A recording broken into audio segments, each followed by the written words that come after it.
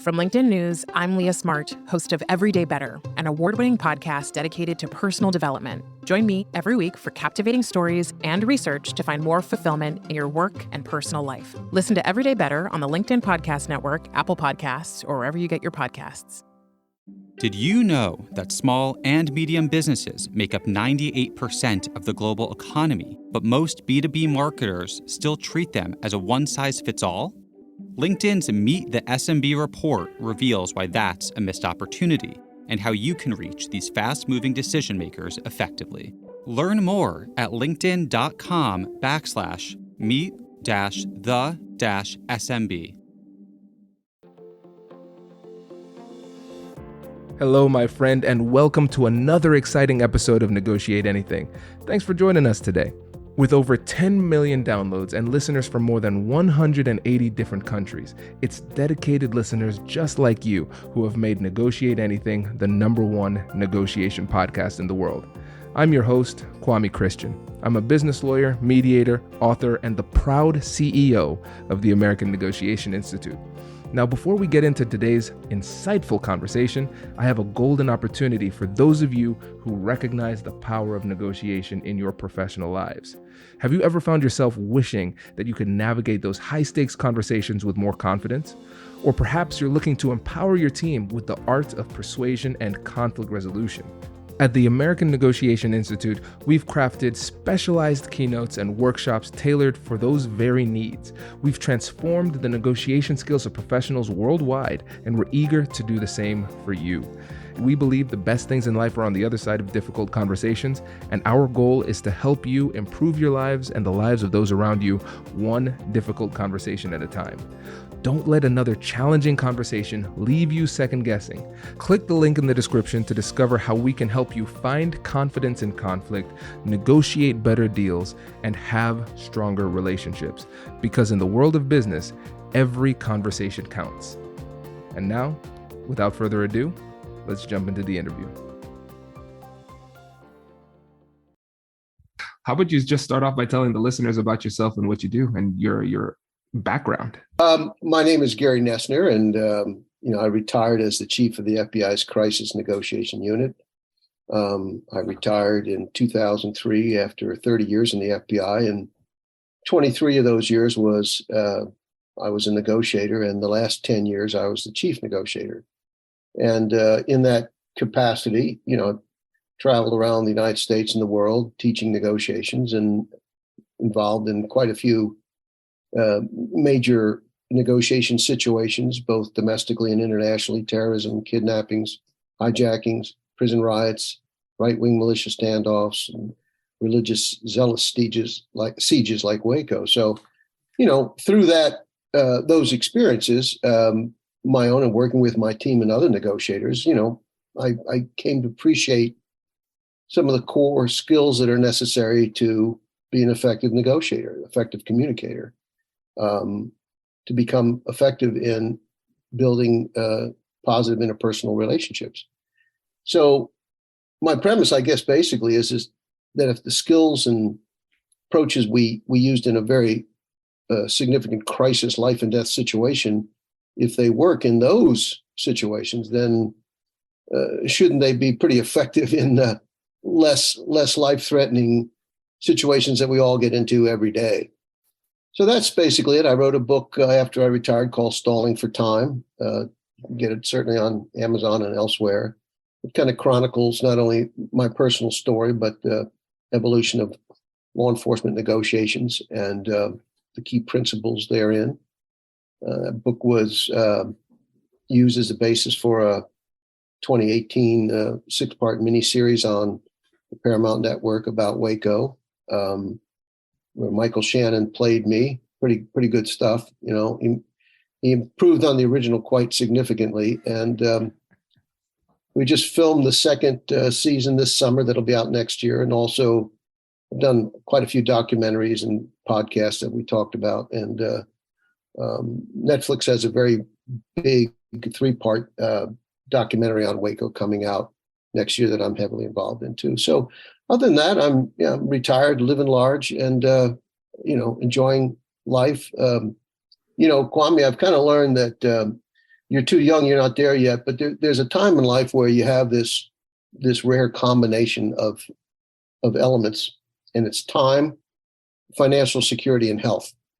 And you really have to think about those and decide in this great time that you have, what are you going to do with it? How do you want to spend it?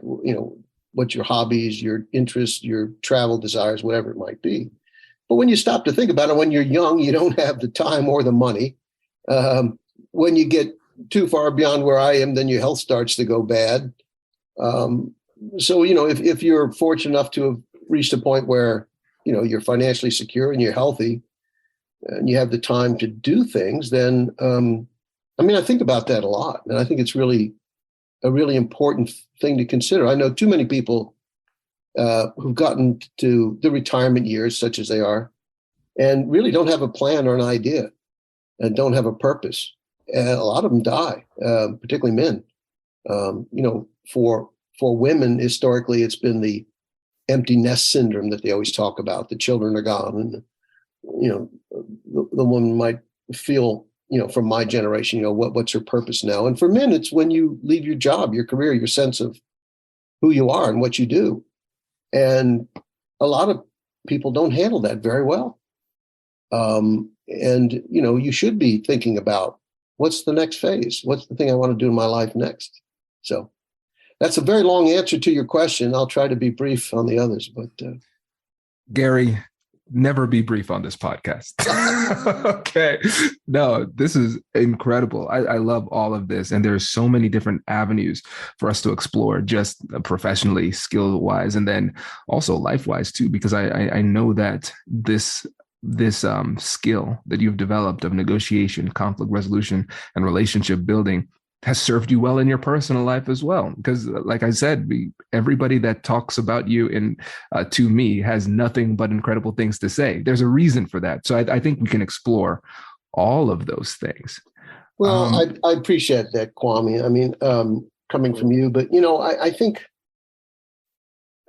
hopefully you gain wisdom. We all gain wisdom as we get older. We go through life's about making mistakes and making adjustments, and you never stop making mistakes, and hopefully you never stop making the adjustments. But hopefully you get to a point in time where your mistakes are fewer and fewer, and they're not as egregious when they happen. And that's called wisdom.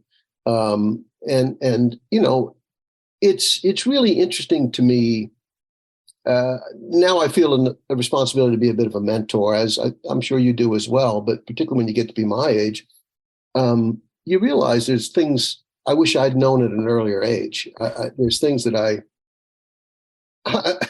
I joke when I talk to college audiences, and I talk to the guys, and I said, boy, if I knew how to talk to people back then, I'd had a lot more interesting relationships in college. Let me just put it that way, because, guys particularly, we always want to posture ourselves. I'm a good athlete. I have a fast car. I hang out with some cool guys.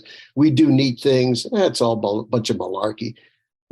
When you meet somebody you're interested in, you really want to find out about them and learn about what interests them and what issues are of concern to them, or what excites them in life, and what's their goals and aspirations. And if you take the time and invest the effort in doing that, it comes back to you as well. But people want to associate with, work with, hang out with people that they respect and who respect them. And it's so terribly simple that I almost feel guilty talking about it. Say, oh, this guy's a guru. No, it's just plain old common sense. Just be a good, likable human being, be interested in other people. And that gives you influence. That gives you the ability to gain others' respect and accomplish things in life. It just does. Yeah. And I think one of the things that's most interesting about what you said is the fact that when I've stumbled upon your work, and the things that you said then are consistent with the things that you're saying now, and the things that I hear other really great negotiators say. And it's so interesting how consistent the fundamentals are across jurisdictions, across different lifestyles, generations, and just throughout the time. It's really fascinating. What would you say are those core truths that we should hold on to in order to be better communicators in general?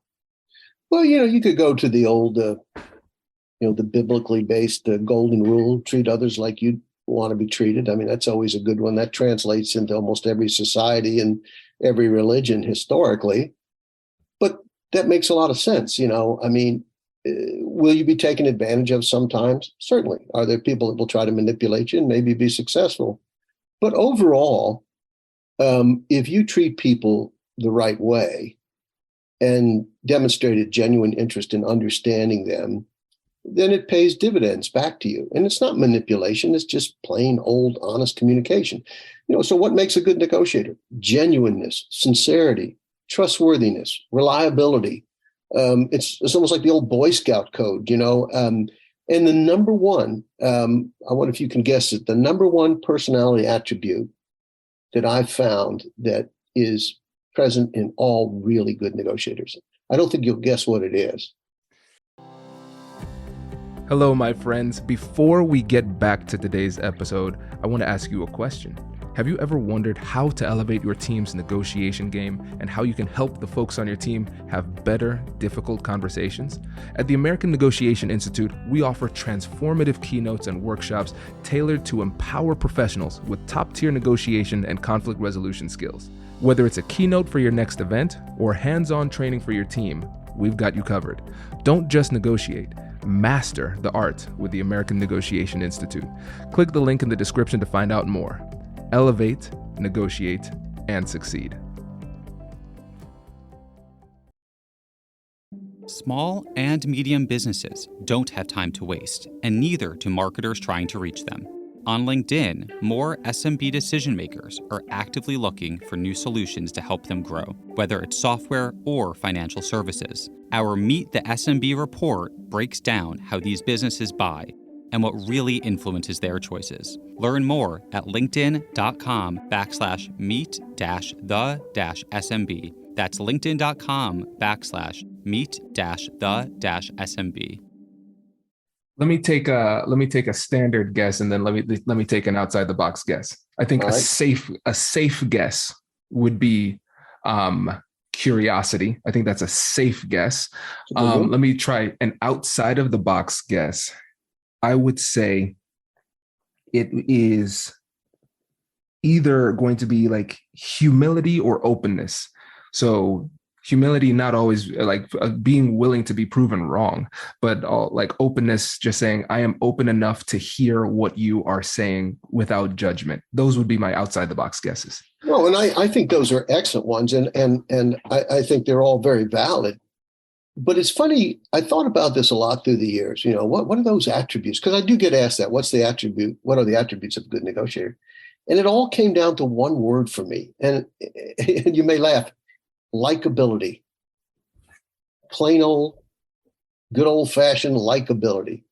Just being a likable person. Now, what does that mean? Does that mean something different to each and every of us? Well, maybe so, but I think most of us get a sense of how that translates. So, you and I are just meeting here for the first time, although we know about each other. So, I suspect we'll both leave this interview and say, I really liked Kwame. That was really a fun conversation.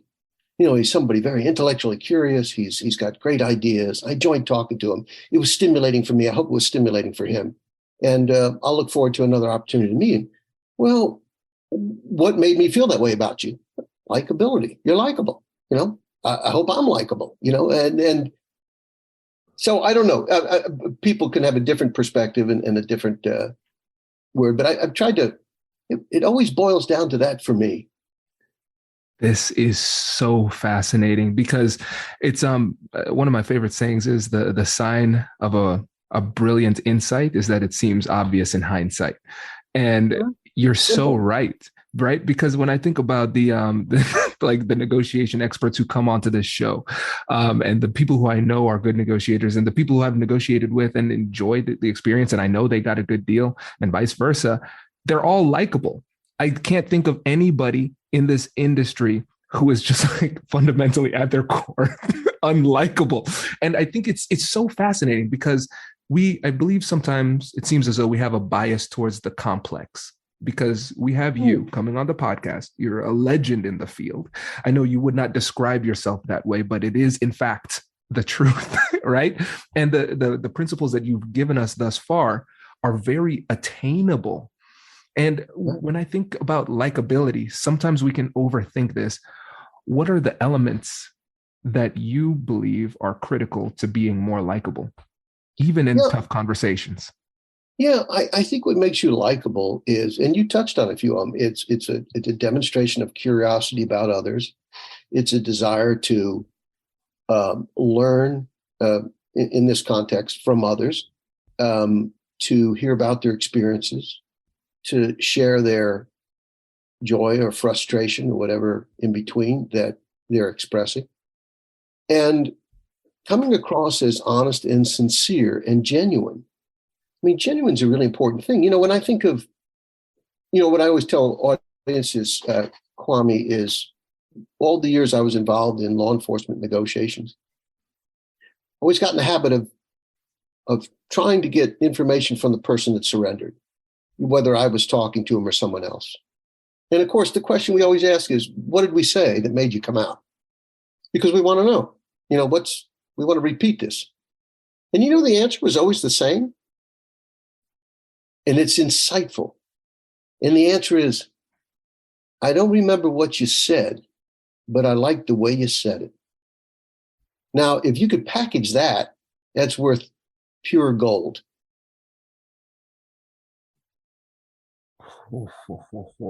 Oh, this is so good. So just going through this list, you said curiosity about the other person. You want to learn about them. You want to hear their experiences. You share in their joy or frustration, and you come across as honest and sincere. I want to focus on those last two. Sharing in their joy and frustration, because in the podcast, we talk a lot about emotional intelligence, the importance of acknowledging and validating the emotions and things like that. And thank you. And when you think about the emotional element of it, this is much easier said than done. Because, all right, somebody's feeling frustrated, they're feeling upset and everything, but I might fundamentally disagree with this person. I might not like what that person is currently doing. And in your case, you're dealing with murderers, people who are like the toughest kind. How do you share in their emotionality? Well, I found there's generally something good in almost everyone. I mean, I was asked the other day about David Koresh, who was a pretty manipulative, pretty unlikable person in a lot of ways, although he had great loyalty amongst his followers. But there were aspects of his personality that you could find likable and charming even, and interesting, that made you want to learn more. What makes this person tick? How do they view the world? And I think, I think that's important. I suspect having a cup of coffee with Charles Manson would be interesting. It's not that you're going to take him home for Christmas dinner, but I'm sure you would walk away. I mean, I interviewed Ted Turner once. I can't say what it was about, and I'll never forget that interview as long as I live. It was just amazing to be around that man and to see his brain move at 1,000,000 miles an hour. And that's probably the way he became so successful in building this, news media empire.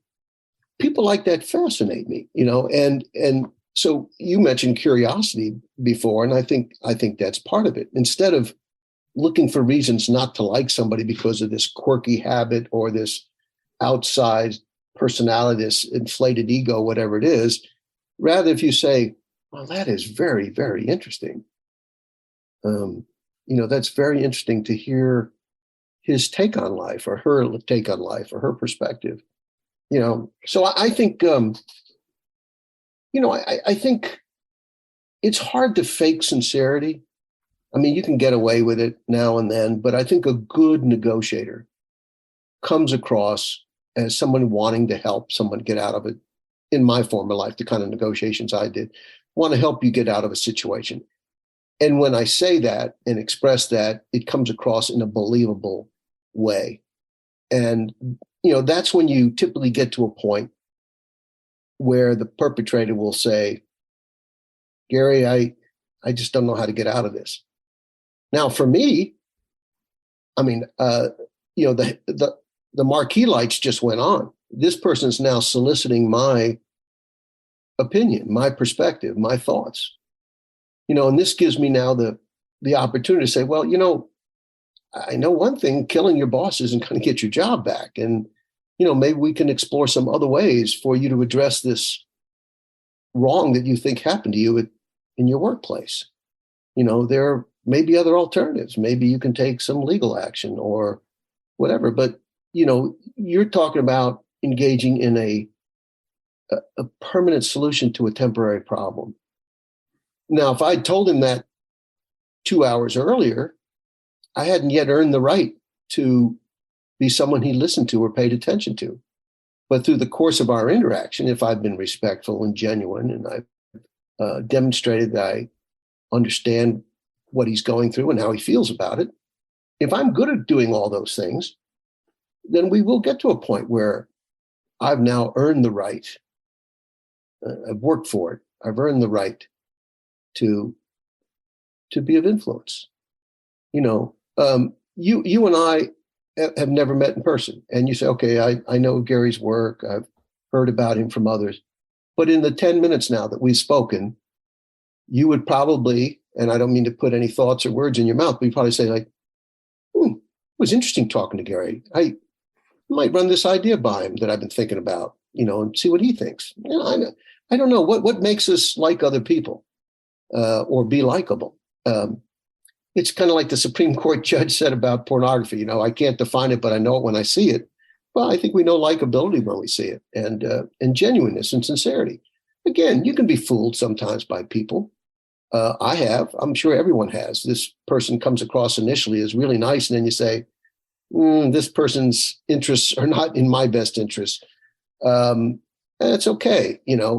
We gain the wisdom to pick that out. But for the most part, we have pretty good instincts about the people we're engaging with. And do they give us a good feeling? I mentioned I'd just done another podcast, and I mentioned that I recently met a new friend. And my wife knows the couple better than I do. And I didn't like this guy at first. I just didn't get his sense of humor. And I just, my wife, what do you think? I said, I don't know. Not my kind of person.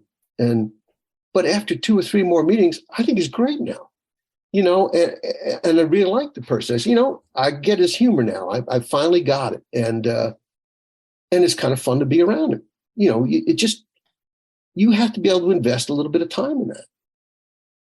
Oh, there are so many gems of wisdom. The first one, I think, is something that I believe is the most important thing that's ever been said on the podcast that I really want my employees to hear, is that, and I quote, murdering your boss isn't going to make the situation better. So you may want to have that printed and put behind your office chair there, Exactly. But you know what that, on a serious note, what that describes is a situation driven by emotion, high emotion. And the first job of a negotiator in the law enforcement context, and sometimes in the civilian context, is to lower the temperature, to de-escalate, to stop the confrontation, stop moving around in the quicksand, is how I used to like to say it. When I was a kid, every movie growing up, they had one episode with somebody walking in the quicksand, and they'd move around and go down quicker. I don't even know if quicksand exists, but I used to love that in the movies. But it's a great vehicle. But it's we just have to think about these things. And I think, I make mistakes all the time. Don't say, oh, this Gary's so wise, he must have this perfect life. But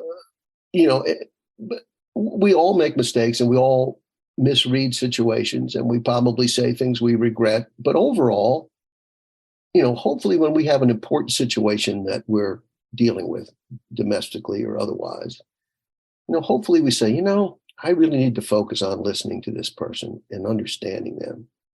and try to convey to them that I'm doing this sincerely and genuinely. I want to know. I want to know your journey. How did you get to this podcast?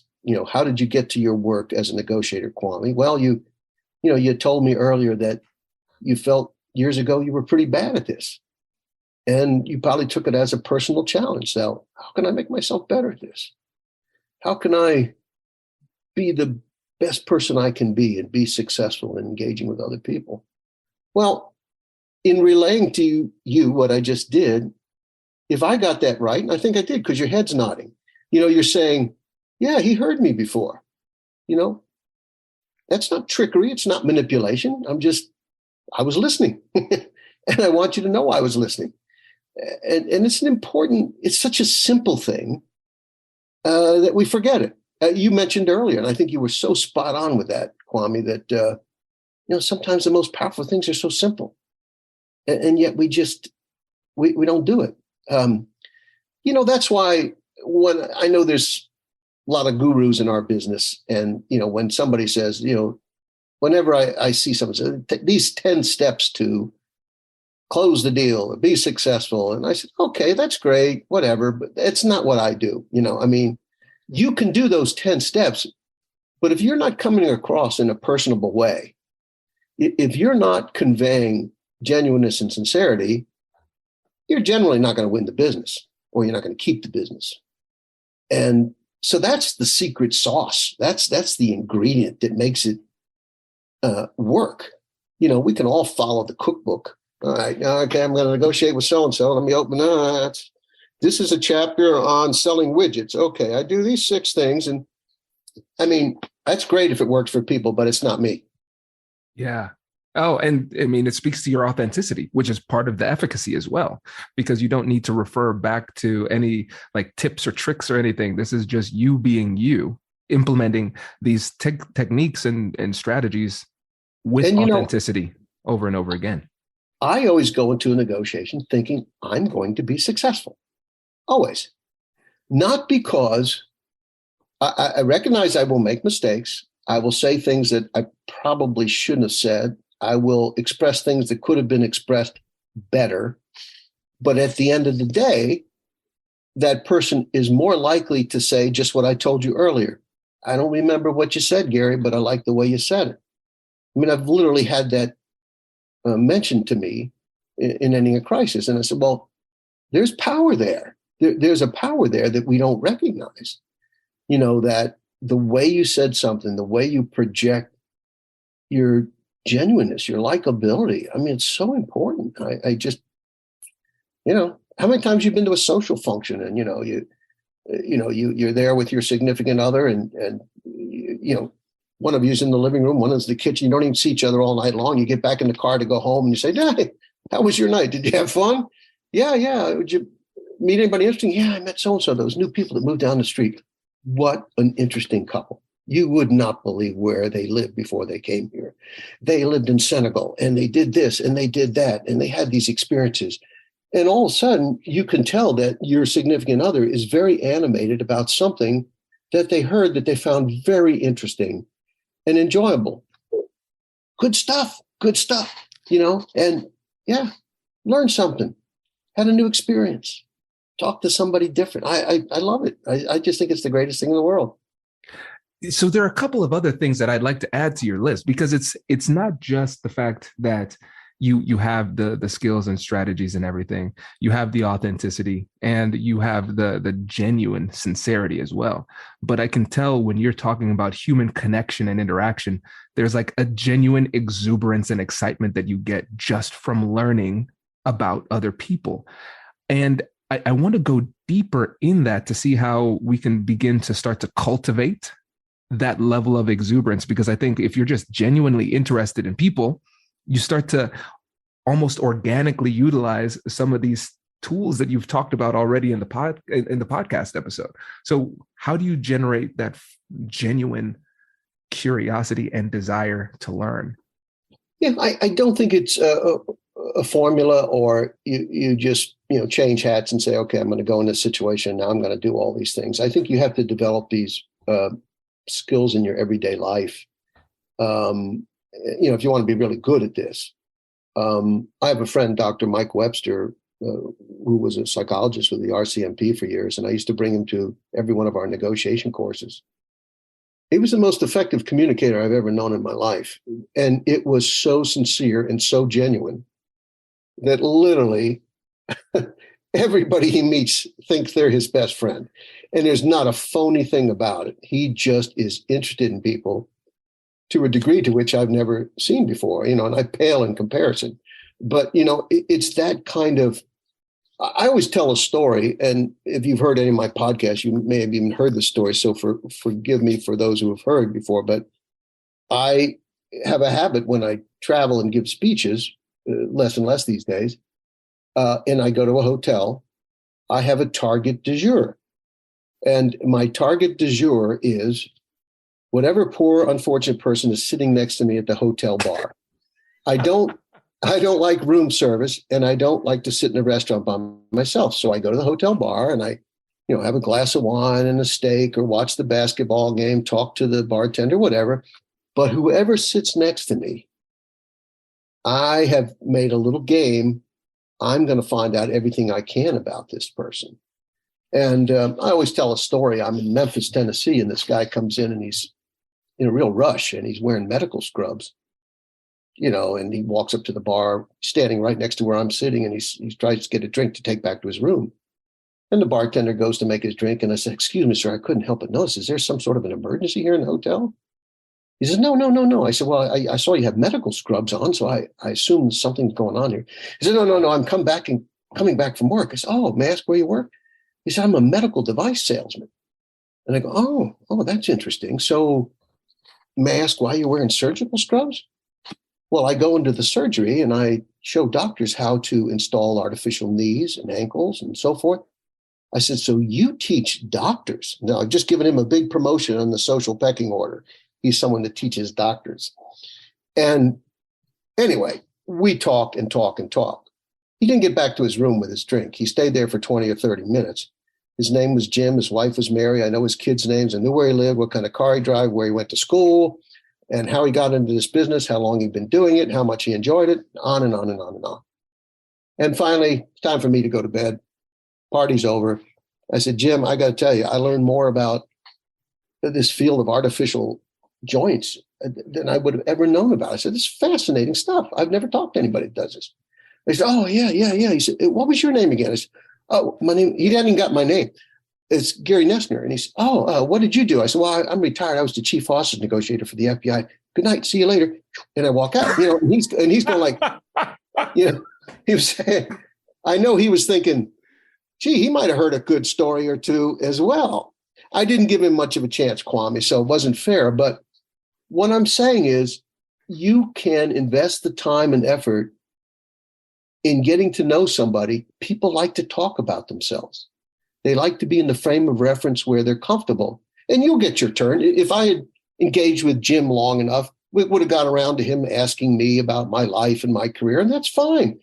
I didn't give him much of a chance there. But, I tell another story. I was in Texas, and I'm at a bar, and there's a young man sitting next to me.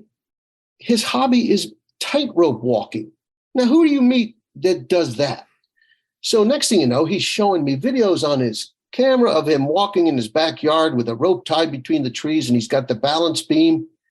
It was fascinating. What made you get interested in this? Why do you do this? That's unbelievable. How all the whole 9 yards. We're still Facebook friends. That was 10 years ago, and I just think everybody has a story. Everybody has a story. And if you invest the time in listening to the story, and not just the story, but how they feel about it. It's not just what happens to us in life. It's how do we feel about it? What impact does it have on us? If somebody tells you about, they were close to their grandmother who died last year, and then you see them start to choke up. Well, it's more than just saying, "Oh, too bad your grandmother died." No, now you got to say, "Sounds like you and your grandmother had a very close relationship." Yes, we did. She raised me. Wow. Can you tell me more about that? Or, whatever it might be. You just tune your ear into picking up on what's important to people and giving them a chance to share it. Oh, so many gems. Let's do a bit of a callback here, because Okay. one of the things that you I'm hard to mentioned. control, Kwame. I'm hard to. No, I love it because you're giving me so many targets. This is great for me. And one of the things that if you were go back to that story you told about the person who wanted to kill their boss. I don't know, Jim, it's just stuck in my head. But one of the things that you mentioned was it took 2 hours for him to say, "Hey, I'm stuck in this situation. I don't know what to do to get out of it." And now, with this conversation that you had with Jim, who's married to Mary, right? He has 2 kids. With that situation, it wasn't until the very end that he said, "Hey, what's your name?" And then you shared, "I'm Gary, blah, blah, blah," right? And so one of the things you mentioned at the end of that story is you said you will get your turn to share your piece. And then earlier you said you have to earn the right to be able to move into that next step of the conversation. And so I want to dig deeper into the reality that a major portion of your success comes from your patience. It's just diligent applications of the core fit principles that you've been discussing this whole time, and just going through it over and over and over and over again until the person feels comfortable enough to move. Yeah, you remember I mentioned to you a little early in our conversation that I always go into a negotiation feeling I'm going to be successful because I'm comfortable and secure in knowing what I can control and what I can't. It's the old serenity prayer. So what I do know is I can control my behavior and how I present myself. I can't control the other person, the client, the vendor, the dispute person you're with, whatever it might be. I can't control that. I can try to influence it.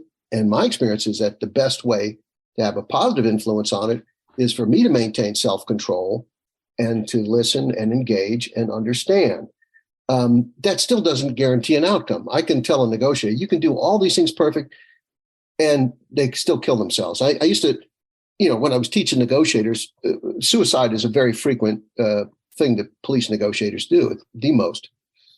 And, I've had police officers, I've done 100 suicides and no one's ever killed themselves. I said, well, you're a lucky, I'm sure you're very, very good at what you do. But I said, if you do enough of these, somebody's going to kill themselves and it's not your fault. And you have to go in there knowing this because you don't 100% control them. You don't. You can try to be a positive influence. But if you go in knowing the limitations of what you can and cannot do, it's like in a business negotiation. I know I'm going to engage with the client in a certain way, but the client may have issues beyond my control. They may have a comptroller or a finance guy that is totally fixated on price. They may have a CEO who has a habit of overturning any decision anybody else may. There could be a myriad of problems beyond this person's control. But all you can say is, I'm going to really focus on my interaction with this person and make this as positive as I can, knowing I'm going to lose some of these deals. That's okay. Don't burn a bridge. Don't say, just wasted 2 hours of my time. You just say, well, I'm sorry we didn't win your business on this one. I hope you'll give me another opportunity if you find that the direction you are moving in is not satisfactory, or you have some other needs where you think I might help you. Maintain the relationship. Don't get sour. Don't get bitter. Don't be, aggressive in your response. And that'll come back and pay dividends. I've had a number of clients when I was in the private sector who went with the cheaper deal. Very high percentage of time they're disappointed because they didn't get what they wanted. They went with the low bidder and they got a crappy product. And then they come back to you, oh, okay. I'd like to discuss that thing we talked about before. I said, I know my price point was higher, but I still think there's a qualitative issue here that I think, in the long run will benefit you and your company. So things like that. Don't burn bridges. Just, let the insults bounce off you, I start a chapter of each of my book, Stalling for Time, with a quote. And my favorite quote of all time, and that's why I put it in the book, was the partial quote from Rudyard Kipling. If you keep your head about you when all else are losing theirs. Well, that's a powerful thing. who, well, let me give you another example. I worked at TW-847 hijacking back in 1985 and out of Beirut. And I spent a lot of time, 5 years working that case. And I interviewed every American, 150 Americans are on the plane. I interviewed every one of them multiple times. And there would be a case where the plane went from Athens to Beirut to Algiers to Beirut to Algiers to Beirut. And I would ask Kwame, on the second landing in Beirut, can you tell me where you were on the plane? And you would say, we landed twice in Beirut? Totally lost your ability to think and engage in survival kind of skill sets needed. Then I talked to another person, Kwame too.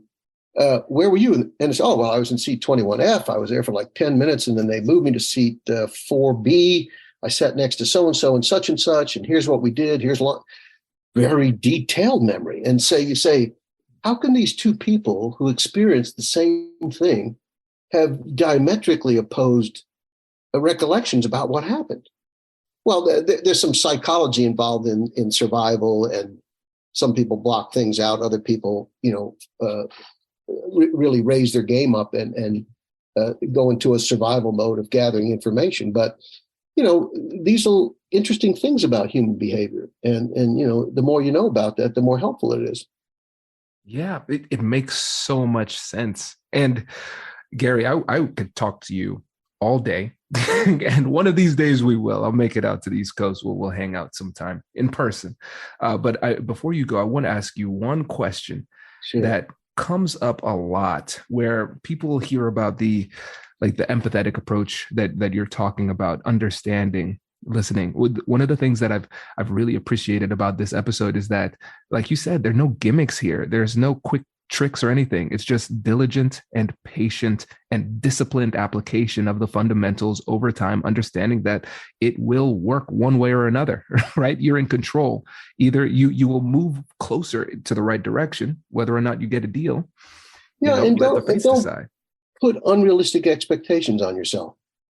Yeah. I can control myself, and I know how I'm going to approach this engagement, this sale, this, discussion, whatever it is. You can control that. And, that is greatly enhances your probabilities of success, but it doesn't guarantee it. It just doesn't guarantee it. And go in there knowing that. Fine. I'm going to give this, it's like the football player that loses the big game, but he said, you know what? I didn't leave anything off the field. I gave it my all. And we didn't win the game. It was unfortunate, but, I gave it everything I could.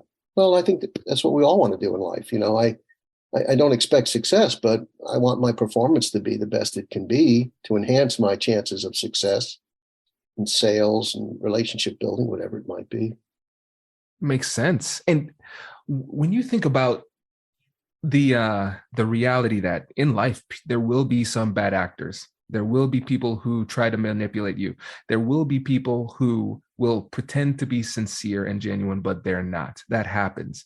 And you mentioned it in passing, but I want to go back to that, because that fear is something that holds people back from fully, wholeheartedly, and authentically engaging in these conversations. And so for the person who says, Gary, I understand what you're saying about empathy and being vulnerable and being open. I understand that, but I'm afraid of somebody taking advantage of me. What do you say to that person? And they may. But, the more comfortable you are with yourself, the better you're able to assess someone else and their motivations. You asked me earlier, I can't remember the form of the question. One of the, the attributes of being a successful negotiator, I mentioned likability, but it's also being yourself.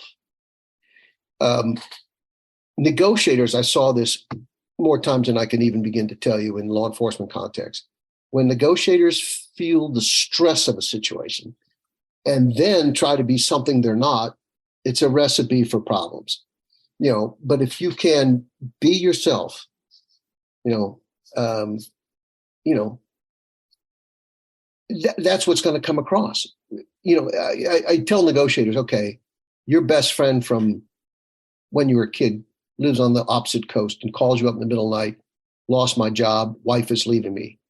You don't say, it's pretty late here in the East Coast, Kwame, and let's talk later this week. Good luck with all that. If you're a true friend, you're probably going to spend the night on the phone with that dear friend of yours, helping them deal with this crisis. You will be successful if success is possible. That's the same approach you have to take with somebody that you don't have the relationship with.